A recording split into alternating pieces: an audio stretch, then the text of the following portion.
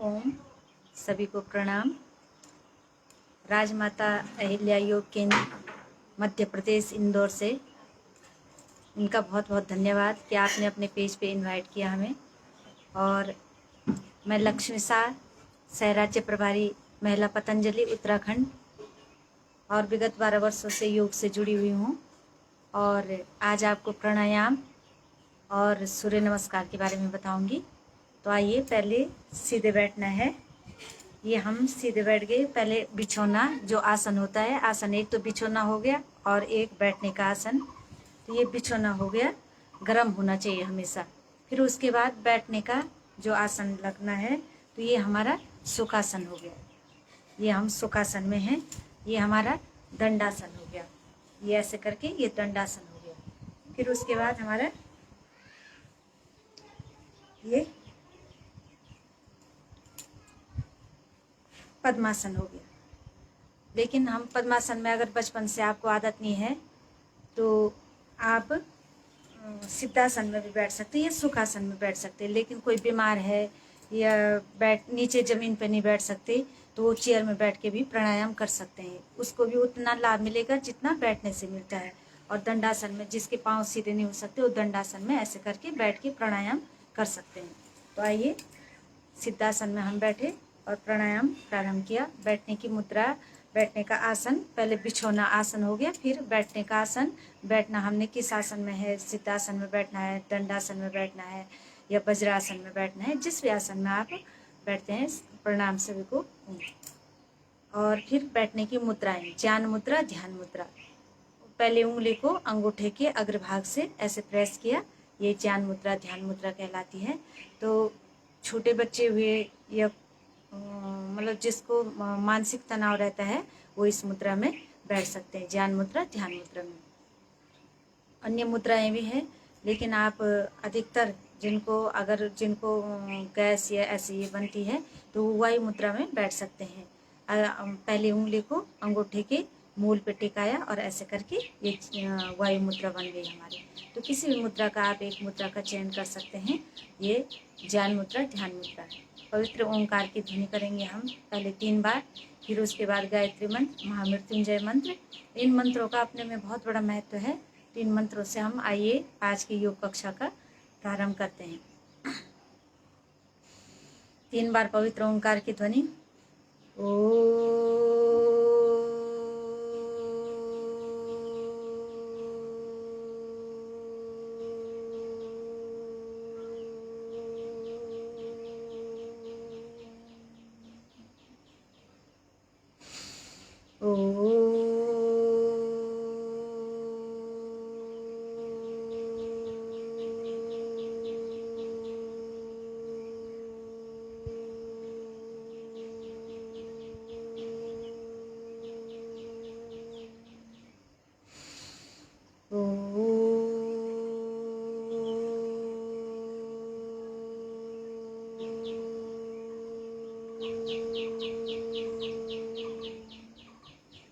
ओम भूर्भुवस्वः तत्सवितुर्वरेण्यं भर्गो देवस्य धीमहि धियो यो नः प्रचोदयात्।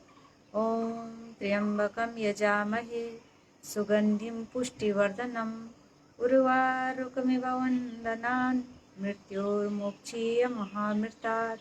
ओम सहना भवतु सहनो भुनक्तु सह वीर्यं करवावहे तेजस्विनावधीतमस्तु मा विद्विषावहे।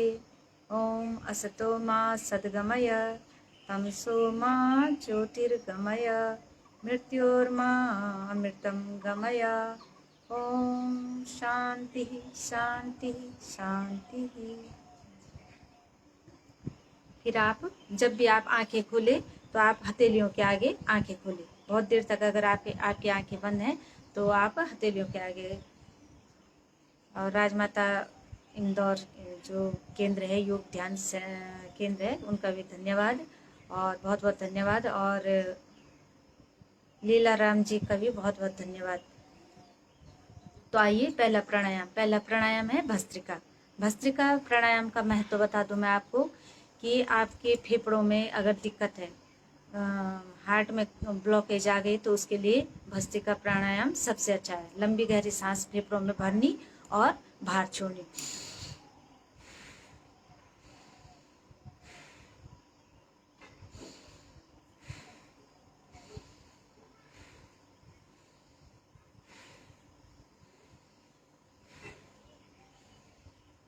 ये भस्त्रिका प्राणायाम। उसके बाद ये आप कम से कम 3 से 5 मिनट इस प्राणायाम को कर सकते हैं। फिर उसके बाद है कपालभाति प्राणायाम। कपालभाति प्राणायाम प्राणायामों का राजा भी कहा जाता है। कपालभाति प्राणायाम को प्राणायामों का राजा भी कहा जाता है। तो कपालभाति कैसे करना, पहले मैं ये निर्देश दे दूं कि कपालभाति प्राणायाम किसको नहीं करना चाहिए। जिनका हाई ब्लड प्रेशर है, मतलब इनको धीमी गति से करना। कैसे धीमी गति से? 1 सेकंड में 1 स्टॉक मारना है। और जिन बहनों का, बेटियों का पीरियड चल रहा है तो उस टाइम पे आपको ये कपालभाति प्राणायाम 5 दिन तक नहीं करना है, आपको बिल्कुल नहीं। फिर उसके बाद प्रेग्नेंट जो महिलाएं हैं, बेटियां हैं, जो भी हैं, तो उनको बिल्कुल नहीं करना है, बहनों को, कि ये प्राणायाम कपालभाति प्राणायाम। और जिनका ऑपरेशन हुए अभी 6 महीने नहीं हुए हैं उनको भी बिल्कुल नहीं करना है। 6 महीने बाद आप कर सकते हैं, थोड़ा वैद्य जी की सलाह लेकर के। और अन्य सभी कपालभाति प्राणायाम कर सकते हैं। कपालभाति प्राणायाम का मैं आपको महत्व बता दूं। कपालभाति प्राणायाम में ये है कि हमारे लीवर, किडनी, यूट्रस इतना सुरक्षित हो जाता है कि अगर पीरियड में किसी बेटियों की, बहनों की दिक्कत है तो वो भी प्रॉपर ढंग से होना शुरू हो जाता है। अगर आप रेगुलर करें, अगर आप पहले तो कपालभाति प्राणायाम, पहले तो आप जो स्वस्थ हैं वो कम से कम 15 मिनट तो रोज करें। और जो अस्वस्थ चल रहे हैं, मतलब जिनको ज़रूरत है इस चीज़ की, तो कम से कम कितनी बार करें इस कपालभाति प्राणायाम को? आधा घंटे। और जिनको और ज़्यादा दिक्कत है वो तो कम से कम 1 घंटा इसको करें, तो निश्चित ही आपको लाभ मिलेगा कपालभाति प्राणायाम से। तो कपालभाति प्राणायाम कैसे में करना? धक्का मारना है बाहर। ये जैसे मैं धक्का मारे पेट पे, तो ये गर्म भाप इस पे आ रही है। आपने कपालभाति प्राणायाम कैसे में करना कि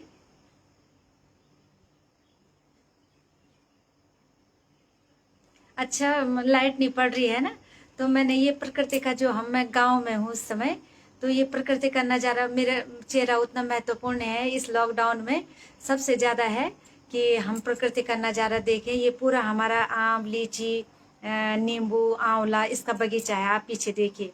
और मैं आपको जो बता रही हूँ, आप तब दूसरी तरफ मैं तब करूँगी इसको, कैमरे को आप सुनते जाइए। आवाज़ तो आ रही होगी ना, सुनते जाइए आप। और कपालभाति प्राणायाम में आपको हल्का फुल्का, मेरे को भी लग रहा है कि लाइट कम है, लेकिन इस तरफ में आप, हमारे यहाँ ये पूरा पहाड़ी क्षेत्र है। देखिए आप, कितने ऊंचे ऊंचे पहाड़ है। ये प्रकृति का नज़ारा मैं आपको दिखा रही हूँ, अगर आपको अच्छा लग रहा होगा तो। ज़्यादा मैंने इसी के बहाने इसको इस तरफ किया है।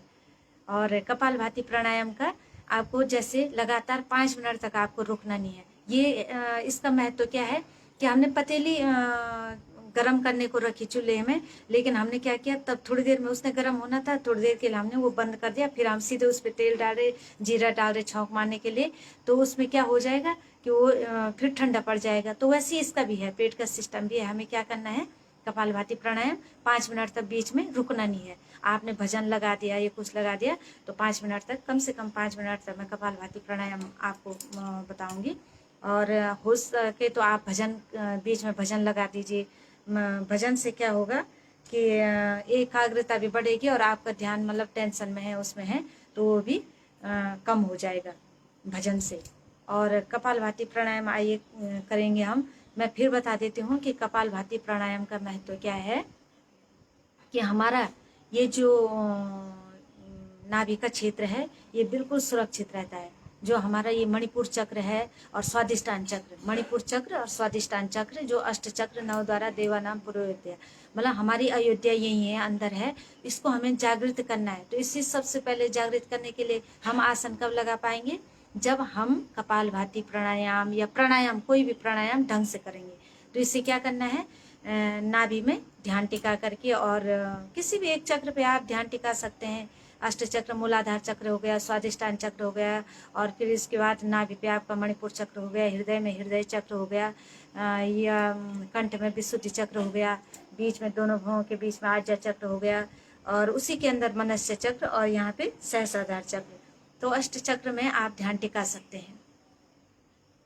तो इन अष्ट चक्रों में ध्यान टिका करके किसी भी एक चक्र में आप ध्यान टिकाओगे तो उस, जैसे मैं कपालभाति प्राणायाम कर रही तो मैं अष्ट चक्र में मणिपुर चक्र पे, नाभि पे अपना ध्यान टिकाऊं, तो और आप बोलोगे कि ध्यान कैसे टिकेगा, ध्यान धीरे धीरे करके, जब आप भारी इससे मुक्ति, चाहे मैं हूँ चाहे कोई भी हो, जब हम भारी चीज़ों को भारी छोड़ देते हैं और अंदर अपना ध्यान, अंतर ध्यान हो जाते हैं, तो हम उसके बाद अपना पूरा दिन भर का काम, हमारे यहाँ पूज्य स्वामी जी बोलते हैं, हमारे योग गुरु योग ऋषि जो स्वामी रामदेव जी हैं, वो बोलते हैं कि सुबह प्राणायाम और दिन भर, सुबह योग और दिन भर कर्म योग। तो कर्म योग में आपको मैं बताती हूँ कपालभाति, पेट पे धक्का मारना भजन के साथ,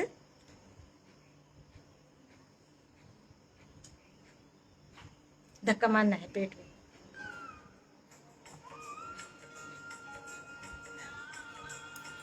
ये पेट पे 5 मिनट करेंगे इसको।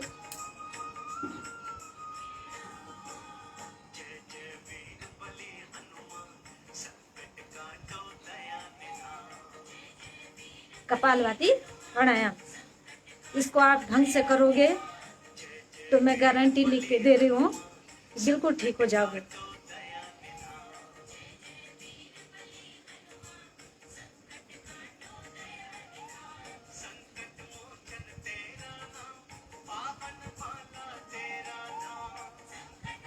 कपालभाति प्राणायाम, ये धक्का मारना पेट पे, और चेहरे का भाव भी बिल्कुल शांत रखना है, एक चेहरे पे मुस्कुराहट होनी चाहिए।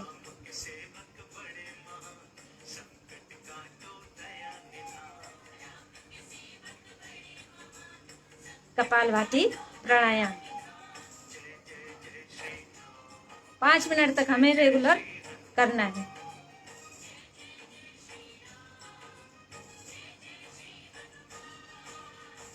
हमने तो प्रातः कर दिया प्राणायाम, और जो भी योगी क्रिया ये करनी थी, लेकिन ये समय तो बहुत ज्यादा हो गया ना, 7 बजे। ठीक है भाई, आवाज आ रही है?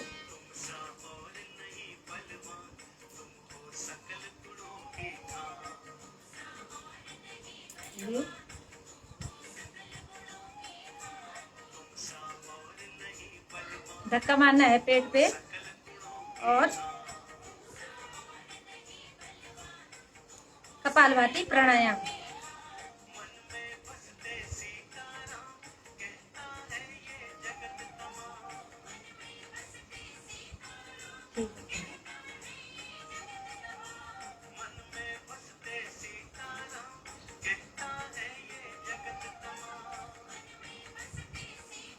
और ये मेरुदंड सीधा होना चाहिए, मेरुदंड सीधा होना चाहिए।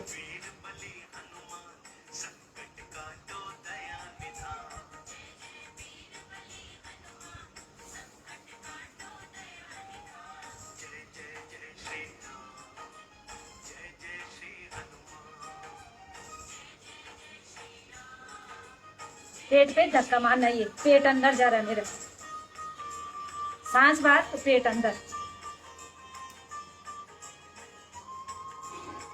ज्ञान मुद्रा, ध्यान मुद्रा।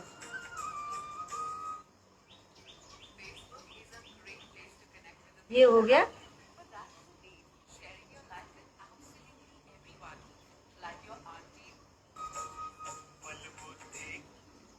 गया कपालभाति प्राणायाम। फिर उसके बाद आता है, पहले हमने किया भस्त्रिका। भस्त्रिका क्या, फेफड़ों को मजबूत बनाने के लिए। कपालभाति, ये जो हमारा सिस्टम है, ये पेट का सिस्टम है, ये जो मणिपुर चक्र है, इसको जागृत करने के लिए कपालभाति प्राणायाम। आपको पता है कि जैसे मेरी उम्र है 48 साल है, लेकिन मेरे को क्या है कि ऐसी कोई दिक्कत नहीं है, बहुत ज़्यादा परेशानी में भी रहते हैं, लेकिन उस परेशानी में भी योग ऐसी चीज़ है कि जो दुख और तकलीफ सबके जीवन में है, लेकिन उससे बाहर उबारने के लिए क्या है, ये सबसे अच्छा प्राणायाम है, कपालभाति प्राणायाम। या प्राणायाम कोई भी हो, चाहे वो अनुलोम विलोम हो, कपालभाति हो, इससे क्या हो जाता है, जो 8 प्राणायाम हम करते हैं हमेशा, तो उससे क्या हो जाता है, हमारा जो चित्त है वो चित्त क्या हो जाता है, बिल्कुल जो चंचलता है वो चंचलता क्या हो जाती है, एकाग्र के रूप में बाहर आ जाती है। मतलब अपने अंदर हम क्या हो जाते हैं, अपनी जो शक्तियाँ हैं उनको पहचानने लग जाते, कि चाहे वो गीता में श्री कृष्ण ने अर्जुन से कहा है, उसका उपदेश भी, मतलब वैसे आप सुनो तो कुछ नहीं होगा, लेकिन प्राणायाम करने से हमें बहुत लाभ मिल जाए, उन उपदेशों को हम जीवन में उतारते हैं। भस्त्रिका फेफड़ों को मजबूत बनाने के लिए, कपालभाति ऐसे धक्का दिया, तो ये कपालभाति प्राणायाम किस चीज़ के लिए है, पेट को, यूट्रस से जो हमारा लीवर है, किडनी है, ये इसको स्वस्थ रखने के लिए ये कपालभाति प्राणायाम बहुत अच्छा है। बहुत सारी बीमारियों का इसको प्राणायामों का राजा भी कहा जाता है। और फिर है अनुलोम विलोम। अनुलोम विलोम प्राणायाम कैसे करके, पहले हम उज्जाई प्राणायाम करेंगे। उज्जाई गले के लिए, जो ये विशुद्धि चक्र है, ये कंठ में, जो जिनको बोलने की बहुत आदत रहती है, तो उनका वो अपना विशुद्धि चक्र जागृत करते हैं, जितने कथावाचक हैं या कुछ है, इसको विशुद्धि चक्र को जागृत करते हैं। विशुद्धि चक्र कैसे जागृत होगा, हम जो ये प्राणायाम करेंगे तो इससे हमारा विशुद्धि चक्र, उज्जाई प्राणायाम, उससे हमारा विशुद्धि चक्र जागृत होगा। विशुद्धि चक्र ये देखिए, उज्जाई प्राणायाम के लिए क्या करना है हमें, पहले जैसे हम हिचकी लेते हैं, हिचकी कैसे ऐसे करके हमें, और जब हमको आदत पड़ जाएगी तो ऐसे करके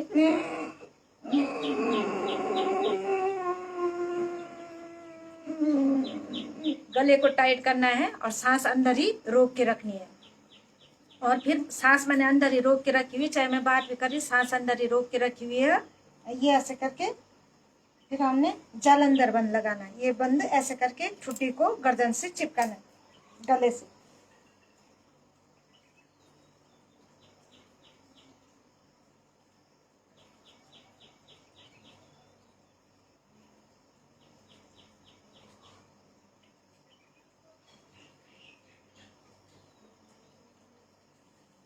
वैसे पूज्य स्वामी जी बोलते हैं कि कम से कम 1.5 से 2 मिनट तक रोकनी है, पर अपनी सामर्थ्य अनुसार। फिर उसके बाद बाई नासिका से हमें सांस को बाहर छोड़ देना है, बाई नासिका से सांस को बाहर छोड़ना है।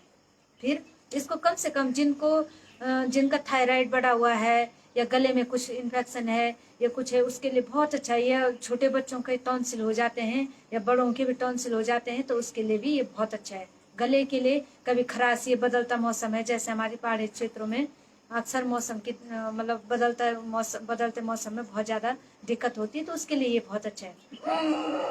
गले को टाइट करना, शुरू में न कर पाए, शुरू में खांसी हो गया आपको बहुत ज़्यादा, तो घबराना मत, थोड़ा गला ऐसे कर देना।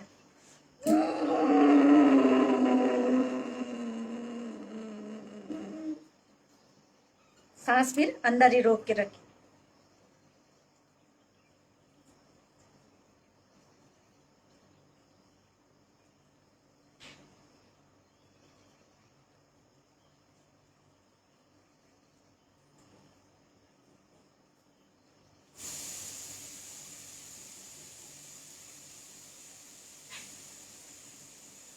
फिर इसको ज़्यादा देर, मतलब 1.5 से 2 मिनट रोकने का प्रयास करना। फिर बाई नासिका से हमने सांस को बाहर छोड़ दिया। ये कम से कम हम कितनी बार, इस समय तो मैं 5 बार करूंगी, लेकिन जिनको दिक्कत है, थायराइड है, वो कम से कम 3 बार 4 बार से लेकर के, अब शुरू में आदत डाले 11 बार की, उसके बाद 20-25 बार करिए, आप निश्चित ही आपको फायदा मिलेगा। एक बार की बात है, आप बोलोगे थायराइड के, मेरी सहेली की मम्मी थी जो माँ जी, तो उन्होंने कहा, वो पहले बात करती थी तो उनको थायराइड था, तो मैं बोलती थी कि आपकी आवाज़ आंटी जी साफ नहीं आ रही है। लेकिन जब उन्होंने कुछ दिन बाद उज्जाई किया और अनुलोम विलोम कपालभाति ये सब चीज़ की थायराइड के लिए, तो आपको पता उनका क्या हुआ, कि वो जब बात कर रही थी, मैंने सोचा कोई लड़की है, इतनी मधुर आवाज़ आ रही थी उनकी, जबकि 70 साल की है। तो ऐसे होता है, इसका चमत्कार ये है, लेकिन करना रोज है।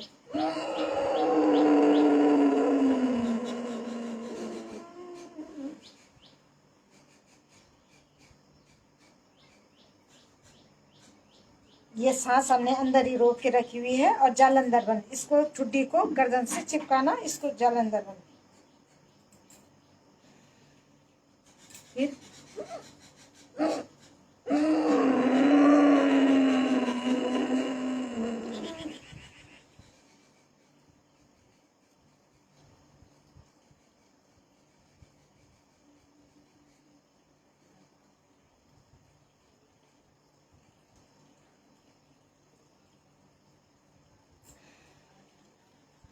फिर आपको बाह्य प्राणायाम, बाह्य प्राणायाम हमने क्या करना, लंबी गहरी सांस भरनी और त्रिवन लगाना है। त्रिवन, मूलवन, जो हमारा मलमूत्र द्वार है उनको ऊपर की तरफ खींचना है, मूलवन। फिर उसके बाद उद्यानवन, उदर से, ये संस्कृत का शब्द है उदर, उदर उद्यानवन, तो पेट को पीठ से चिपकाने का प्रयास करना। फिर जालंधरवन, ठुड्डी को जो अभी लगाया था ठुड्डी को गले से चिपकाना। लंबी गहरी सांस भरी, बाहर छोड़नी है और बाहर ही रोक के रखनी है। इसमें अगर हमें सांस कब लेनी है कब छोड़नी है इसका तरीका पता हो जाए तो हम निश्चित ही अपने शरीर पे विजय प्राप्त कर सकते हैं। लंबी गहरी सांस भरी, बाहर छोड़ दी, बाहर ही रोक के रखी हुई मैंने, मूलवन, नाभि से नीचे का हिस्सा टाइट करना, ऊपर की ओर खींचना। फिर पेट को जालंधरवन, उद्यानवन, पेट को पीठ से चिपकाने का प्रयास करना। फिर जालंधरवन, ठुड्डी को गले से लगाना और सांस बाहर ही रोक के रखी हुई है।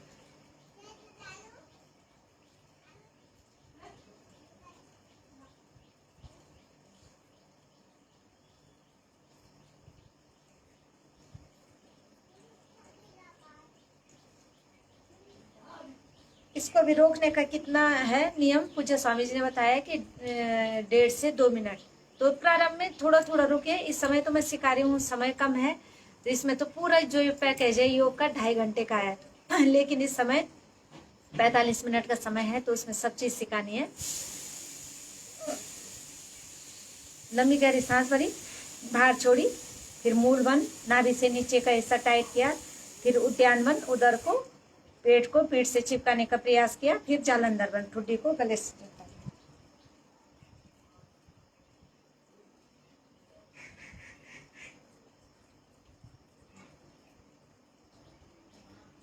इससे फायदा क्या होगा कि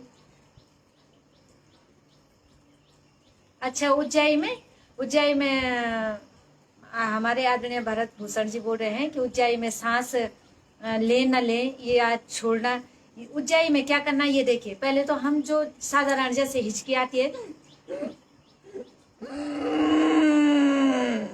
ये हमने अंदर सांस भर रखी है, फिर उसके बाद हमने छोड़नी नहीं है, अभी हमने ये रोक के रखनी है, अंदर ही रोक के रखनी है।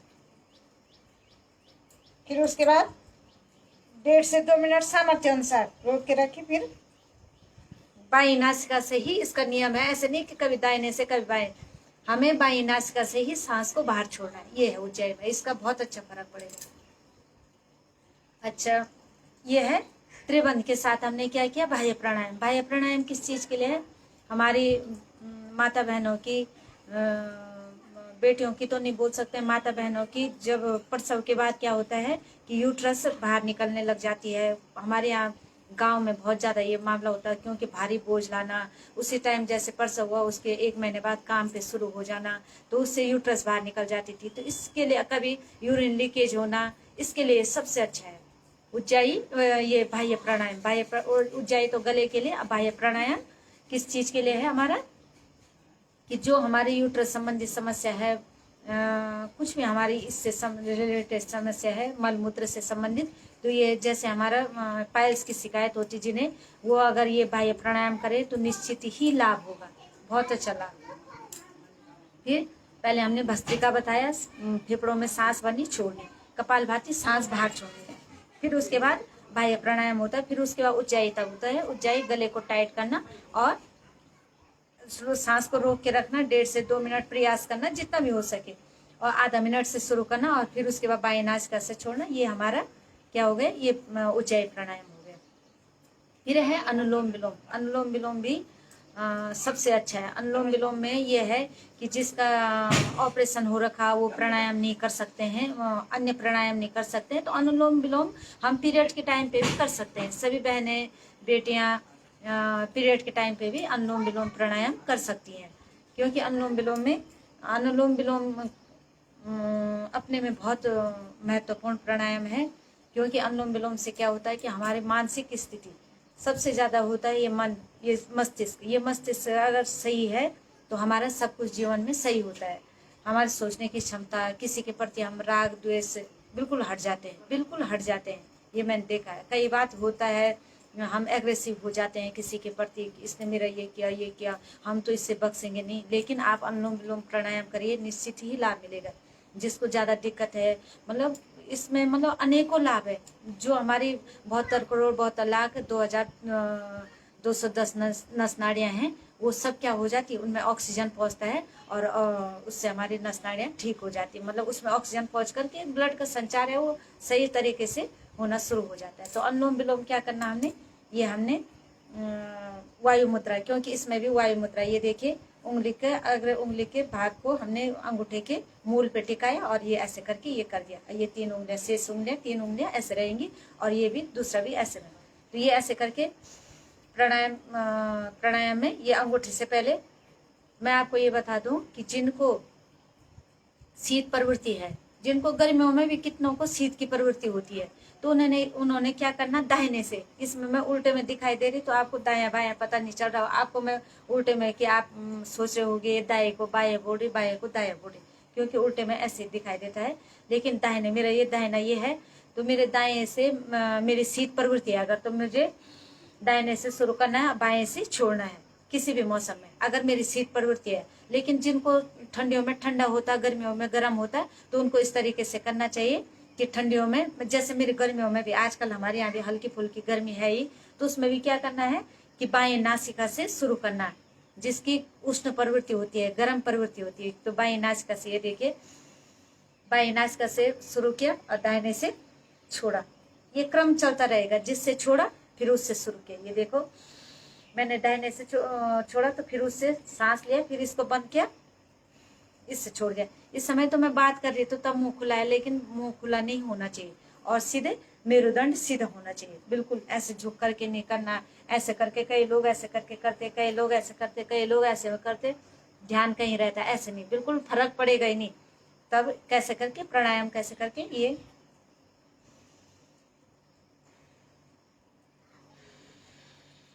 बाएं नासिका से लिया, दाहिने से छोड़ा, दाएं से लिया, बाएं से छोड़ा,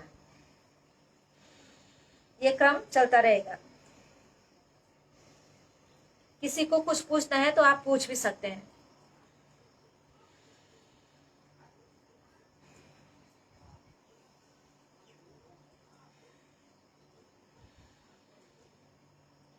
और ये राजमाता वाली जो पोस्ट है, तो लाइक शेयर कमेंट जरूर करना आप, क्योंकि इससे हमें अपना जो अनुभव है उसका भी पता चलता है कि हम सही कर रहे हैं या गलत कर रहे हैं। और सब केंद्रों का अपना अलग अलग तरीका होता है, लेकिन जिससे स्वस्थ हो जाए वो तरीका सही रहता है। और हम इसी से स्वस्थ हुए हैं, इसमें चैलेंज कर सकते हैं। बाएं नासिका से लिया, दाहिने से छोड़ा, जिससे छोड़ा उसी से प्रारंभ किया। इसको भी लगभग कितना करना है हमें, जो स्वस्थ हैं कम से कम 10 से 15 मिनट करना है, और जो अस्वस्थ चल रहे हैं उनको कम से कम आधा से 1 घंटा। और कितने टाइम, सुबह दोपहर शाम। इसको आप भोजन के 1 घंटे बाद भी कर सकते हैं। इसको और तो खाली पेट करना है, लेकिन इसको भोजन के आधा 1 घंटे बाद भी आप कर सकते हैं। गाड़ी में चलते चलते आप सफर कर रहे हैं, उसमें भी इसको कर सकते हैं, लेकिन दूषित वायु न हो। ये देखें आप, दूषित वायु न, जैसे हमारे पहाड़ों में तो दूषित वायु नहीं रहती है, चाहे सफर भी कर रहे हैं।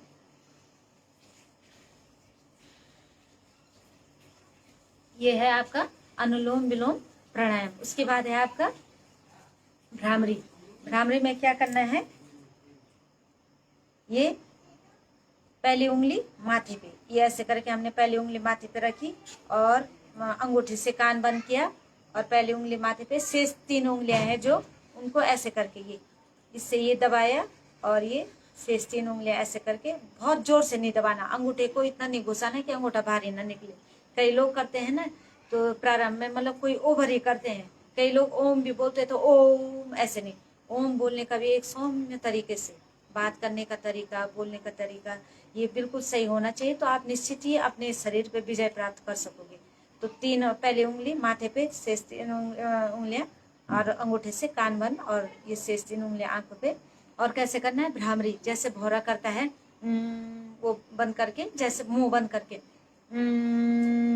इससे क्या होगा, जो लोग डिप्रेशन का शिकार हैं वो बिल्कुल उससे बाहर आ जाएंगे, डिप्रेशन से बाहर आ जाएंगे। ये देखो, अंगूठे से कान बंद, फिर बता देती मैं, 3 उंगलियां आंखों पे, पहली उंगली माथे पे। और जैसे ये देखिए भौरा करता है वैसे करना, मुंह बंद करके।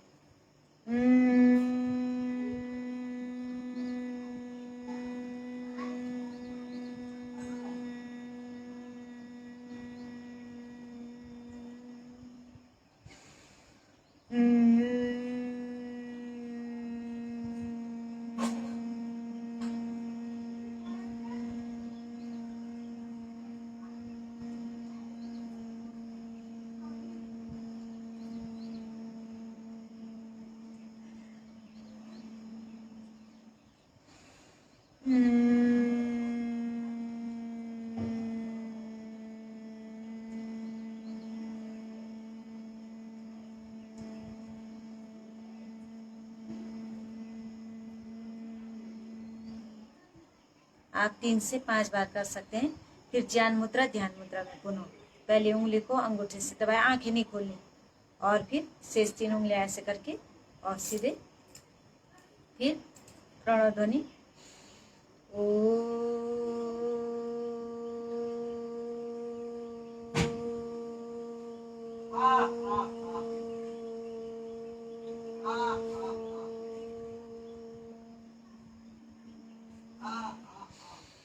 फिर सांस बननी, लंबी गहरी सांस और पवित्र ओंकार की ध्वनि ओ।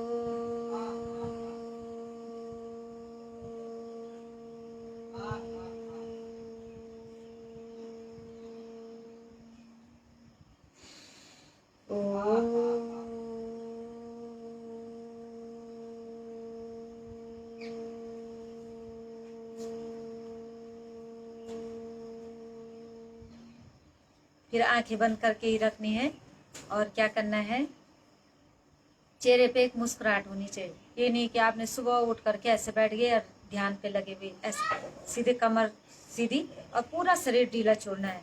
पाँव की उंगली से, अंगूठे से, एड़ी से, टांग से, घुटने से, जंघाएं से, पेट, पीठ, नाभि, कमर, गर्दन, छाती, हाथ की हथेली, उंगलियां, अंगूठा, कोहनी, कंधे, गर्दन, ठुड्डी, ओंठ, ये सब ढीले छोड़ने। नाक, गाल, मुंह, भौवें, आंखें, माथा, सारा ढीला छोड़ करके शरीर, और उस परम पिता परमेश्वर की शरण में जाना है कि भगवान तुमने ये शरीर दे रखा हमको, तो इसको आप बिल्कुल खराब ना होने देना। इसमें व्याधियाँ, ये हमारा जो हमारा ये है मन मंदिर यही है, सबसे बड़ा मंदिर हमारा ये भौतिक शरीर है। इस पे अगर हम ध्यान केंद्रित करेंगे तो इससे हम क्या करेंगे, बहुत बड़े से बड़े कार्य कर देंगे। हमारे पूज्य स्वामी जी कितने सरल स्वभाव के हैं, कितने अच्छे हैं। ये आज इतनी तरक्की कर रहे हैं, लोग तो उन्हें लाला बोलते हैं, जो भी बोलते हैं, लेकिन वो बोलते हैं कि हमें जो भी बोले, लेकिन हमें अपनी उन्नति नहीं रोकनी है। बाधाओं से झुकना नहीं, अप्रलोभन से, बाधाओं से रुकना नहीं, अप्रलोभन से झुकना नहीं। कितनी भी बाधाएं, आंधी तूफान आए, लेकिन ये योग से हम अपने शरीर को, अपने मन को मजबूत बनाना है। ऐसे करके हम ध्यान करें। और अष्टचक्र 9 द्वारा देवानाम पुरोहित्य। अष्टचक्र कौन, पहले मूलाधार चक्र, हमारा जो एनस होता है, तो यहाँ मलमूत्र का स्थान वो हमारा मूलाधार चक्र होता है। जिसने उस पर विजय प्राप्त कर दी तो उसने पूरा अपने को क्या हो गया, वो ब्रह्मज्ञानी हो गया, वो परम योगी हो गया। और फिर उससे 4 अंगुलों पर स्वादिष्टान चक्र, फिर उससे ऊपर नाभि पे मणिपुर चक्र, हृदय में हृदय चक्र, अनाहत चक्र भी बोलते हैं उसे, और कंठ पे विशुद्धि चक्र, फिर दोनों बाहों के बीच में आज्ञा चक्र, फिर उसी के अंदर मानसिक रूप से महसूस करें तो मनस्य चक्र, और सबसे ऊपर यहाँ पे सहस्त्रार चक्र, मूलाधार चक्र, 4 अंगुलों पर स्वादिष्टान चक्र, नाभि पे मणिपुर चक्र, हृदय में अनाहत चक्र या हृदय चक्र, कंठ पे विशुद्धि चक्र, दोनों भवों के बीच में आज्ञा चक्र, उसी के अंदर महसूस करें तो मानसिक रूप से मनस्य चक्र, और यहाँ पे सहस्त्रार चक्र। पीछे से हम आगे से बता रहे, लेकिन जो मेरुदंड होता है उसके पीछे से ये चक्र प्रारंभ होके यहाँ पे, जिन्होंने इन चक्रों को जागृत कर दिया तो उसने अपने मन पे, इस शरीर पे विजय प्राप्त कर दी। इस ढंग से हम वो कर सकते ध्यान। और फिर उसके बाद आपस में हाथों को रगड़ना, जोर से हथेलियों को, और गरम गरम हथेलियों को आंखों पे, माथे पे, और ऐसे करके, और हथेलियाँ आंखों, हथेलियों के जो हमने आंखें खोलनी है, हथेलियों के आगे हम आंखों को खोलें। अच्छा, धन्यवाद वंदना बोली। अच्छा, आप भी जुड़ रखिए इससे, बहुत बहुत धन्यवाद सभी का। सब देख रहे हैं। अभी थोड़ा समय अभी और है, तो मैं आपको सूर्य नमस्कार बताऊंगी। तो सूर्य नमस्कार के लिए पहले हमने ये किया, और जैसे हमने खड़ा उठना है तो खड़े उठने का तरीका,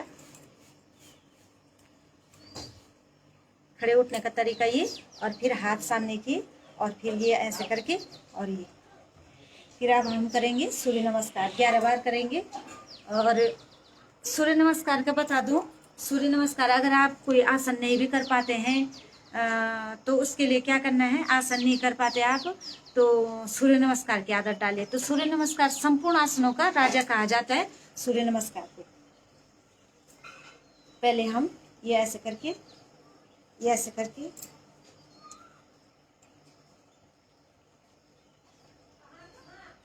ये ऐसे, फिर ये प्रणाम, पहले ये पहले इसमें आए, फिर प्रणाम, फिर उसके बाद पाद हस्तासन, फिर ऊर्ध्व हस्तासन, फिर पाद हस्तासन, फिर ये अश्व संचालन आसन, फिर दोनों पांव जमीन पे टिकाने हैं, फिर पर्वतासन, फिर घुटने, पहले घुटने टेकने हैं, पहले घुटने टेकने, फिर बीच का हिस्सा हमारा उठा रहेगा, और ये छाती जमीन पे और ठुटी, फिर ऐसे करके ये साष्टांग प्रणामासन, फिर ये ऐसे करके उठे भुजंगासन। देखो सवासन इसमें रिपीट होते रहते, केवल 2 आसन को छोड़ करके। फिर पर्वतासन, फिर अश्व संचालन आसन, ऐसे करके ये पाँव ऐसे, पीछे का पाँव सीधा रहेगा, ये ऐसे करके गर्दन सामने पे, अश्व संचालन आसन। फिर पाद हस्तासन, पाद हस्तासन में दूसरा पाँव भी ऐसे, मैं धीरे धीरे करके कर रही पहले, तब तेजी से करेंगे। फिर पाद हस्तासन, फिर ऊर्ध्व हस्तासन, फिर ऐसे करके प्रणामासन, 1 प्रणामासन, 2 ऊर्ध्व हस्तासन, 3 पाद हस्तासन, 4 अश्व संचालन आसन, 5 पर्वतासन, 6 साष्टांग प्रणामासन, 7 भुजंगासन, 8 फिर पर्वतासन, 9 फिर अश्व संचालन आसन, 10 पाद हस्तासन, 11 ऊर्ध्व हस्तासन, और 12 प्रणामासन। फिर प्रणामासन फिर 1-2 करके करेंगे।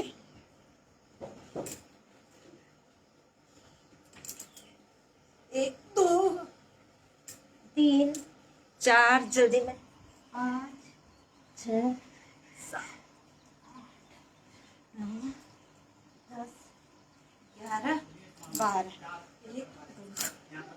ऐसे करके जल्दी में आप कर सकते हैं।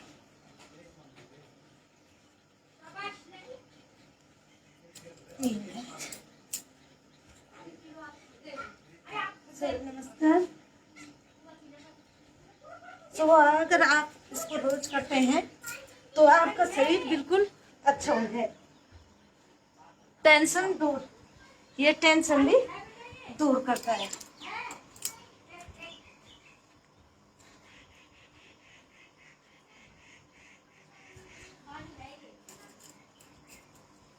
सूर्य नमस्कार।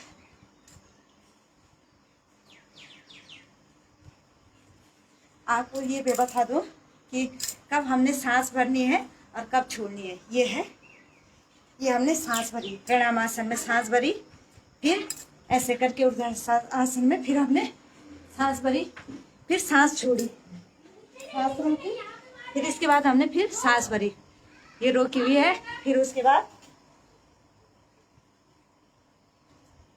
फिर ये साष्टांग प्रणायाम में फिर हमने सांस भरी भुजंगासन में, फिर सांस भरी पर्वतासन में, फिर ये सांस भरी। मतलब लेते हम, अगर सांस हम टाइम पे लेते नहीं हैं तो सांस रुक जाएगी। वो तो लेने के लिए तो हम फर्स्ट हैं, लेकिन कब लेनी है कब छोड़नी है ये तरीका भी हमें पता होना चाहिए। फिर हस्तासन, ये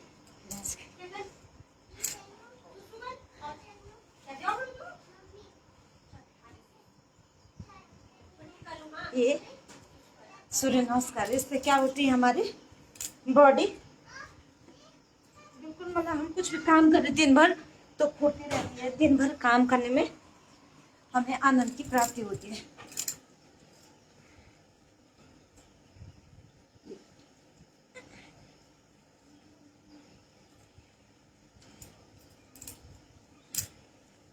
सूर्य नमस्कार, उत्साह रहता है दिन भर सूर्य नमस्कार करने से। और 4 मिनट शेष हैं तो समय के अनुसार चलना पड़ेगा। और यह हमने सूर्य नमस्कार प्राणायाम, ये सूर्य नमस्कार का जो अभ्यास का 12। तो इससे क्या होगा, ये सच में आपको बता दूं कि अभी अभी हमारे यहाँ इतनी बड़ी घटना घटी कि मेरा अपना छोटा भाई ख़त्म हुआ। अभी 1 महीना कल होता है, लेकिन उसके बाद भी हम मतलब चेहरे पे रौनक थोड़ा बहुत गई है। 6-7 महीने से बहुत परेशान थे, लेकिन गई है। लेकिन उससे क्या है, हम योग और इससे निरंतर जुड़े रहे तो फिर भी भगवान ने हमें क्या किस शक्ति दे रखी है। योग की शक्ति इतनी बड़ी होती है, कितने बड़े संकट भी आ जाएं तो उस संकट से भी हम दूर हो सकते हैं। अच्छा, धन्यवाद आपका धर्मेंद्र राणा जी। अच्छा, राणा जी हैं ये, तो बहुत बहुत धन्यवाद आपका कि सूर्य नमस्कार के लिए आपने अच्छा बोला। तो मेरे बोलने का मतलब ये है कि आजकल सब लोग क्या करते हैं कि जितने भी लोग हैं जुड़े हुए हैं, जितने भी एक एक को देख के बूढ़ा कि ये आगे चला गया, ये बहुत कम लोग होंगे जो दूसरे के बारे में सोचते होंगे। और ज़्यादातर लोग क्या करते हैं, बुराई, मतलब ऐसे सोचते हैं कि ये ऐसा होगा, ये ऐसा है वैसा है। ऐसे नहीं, हम प्राणायाम करेंगे तो हम जब 10 लोगों के बारे में, अपने परिवार के बारे में, आजकल जो जानवर हैं वो भी सोचते क्या है, मतलब अपने परिवार के का ख्याल रखते हैं। चिड़िया भी अपने बच्चों का ख्याल रखती, सब रखते। लेकिन हम मनुष्य हैं, ये बड़े भाग मानुष तन पावा।